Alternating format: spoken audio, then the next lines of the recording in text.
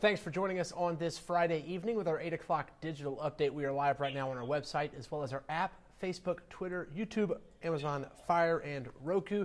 Thank you so much for joining us no matter what platform you're on. We are going to go through some of today's top stories and then talk about what we have scheduled for you a little bit later on. We begin with a story we've been following for you all week, a murder trial here in Chatham County involving two separate murders. However, it ended today in a very unusual and, might I say, bizarre and shocking way. A juror says she was threatened leaving the courthouse yesterday, causing the judge to declare a mistrial. The judge made that ruling today in the trial for the murders of Rebecca Foley in 2013 and James Pastures about 2 years later. A juror revealed this morning she was threatened as she left the courthouse somewhere on Whitaker Street. That threat was a gang-related threat from evidence that the prosecution had presented. The woman says someone in a purple van made that threat reference to a possible war call of the Bloods gang. Jury selection for a new jury begins Monday. Here's the DA on explaining what that juror heard yesterday.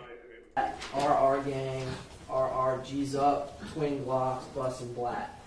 So this is blood law all the time. This is like a war call. Once again, that threat was a reference to the black blat there that the DA and the police officer just explained. The 5 defendants are all accused East Gangster Blood members. Once again, jury trial for that new jury, and that new trial starts on Monday. The mistrial comes after years of waiting and delays. It was nearly 6 years ago, January 21st, 2013, when Savannah State University student Rebecca Foley was shot and killed in her car outside her apartment on Savannah's south side. James Pastures' death came almost exactly 2 years later on January 19th in 2015. He was killed on East 51st Street here in Savannah. Charges weren't brought in Foley's death until 2 years after that death. It was the following year for charges in Pastures' murder case. The trial was halted in 2016, and then the trial this week had just started when once again it ended with a mistrial today.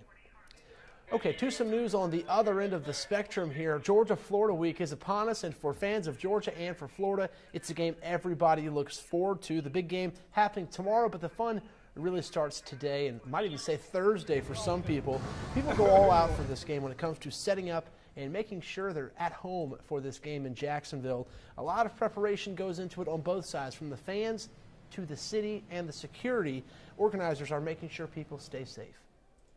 There's multiple different agencies. Our main ones are the Jacksonville Sheriff's Office and the Jacksonville Fire and Rescue Department. There's over 600 police officers working this weekend, from traffic all the way to safety, to make sure that everyone is safe. If you're one of the 85,000 people heading to the game tomorrow, here are a few things to keep in mind. The stadium posted guidelines on what you cannot bring into the stadium. We'll highlight a few of them for you here. First off, large bags or purses, coolers, strollers, or umbrellas. The outside foods and drinks must stay outside, and no whistles or noisemakers. For a full list of that, though, just head to WTOC.com. That about does it here for this 8 o'clock digital update. Thank you so much for joining us. We're back again at 9 o'clock with a weather update. Andrew Gordon will have that. And then I'll have a news update at 10 o'clock, and I'll see you on air at 11. Danielle Lewan is working on a story at 11. Governor McMaster was in Beaufort County in Okatee, and she'll have more on his stop there as he is getting people to get out and vote for him. We'll also talk about his Democratic challenger as well. So thanks for joining us, and have a great night.